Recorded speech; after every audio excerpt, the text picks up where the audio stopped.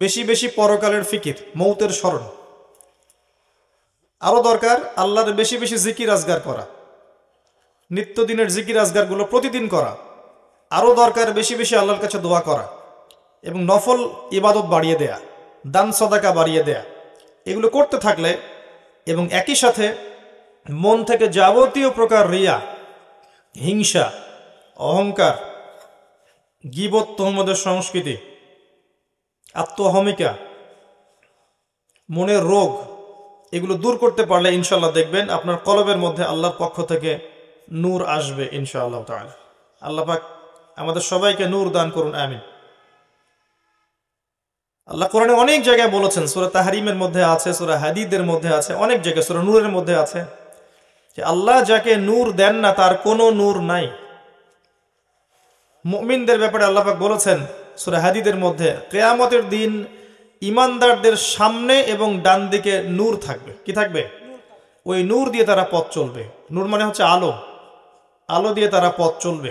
মুনাফিকরা বলবে, নাকতাবিস মিন নূরিকুম, আমাদেরকে কিছু নূর দাও। বলা হবে, কিলা রুজিউ ওয়ারাকুম ফালতামিসু নূর, পিছনে ফিরে যাও, ফিরে গিয়ে নূর তালাশ করো। দুনিয়ার জীবন তোমাদেরকে প্রতারিত করেছিল।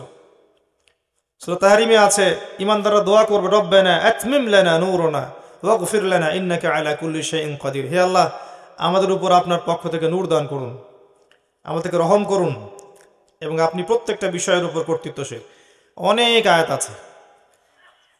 দুনিয়ায় নূর অর্জন করতে না পারলে কবর আলোকিত থাকবে না, কবরে নূর না থাকলে পরকালে নূর পাওয়া যাবে না।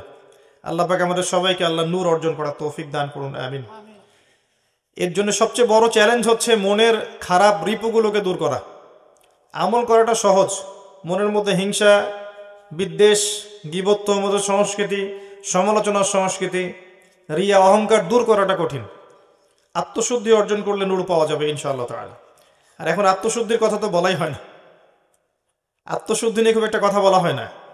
এগুলো সুফিজম নয়, এগুলো ইহসান, এটার নাম ইহসান।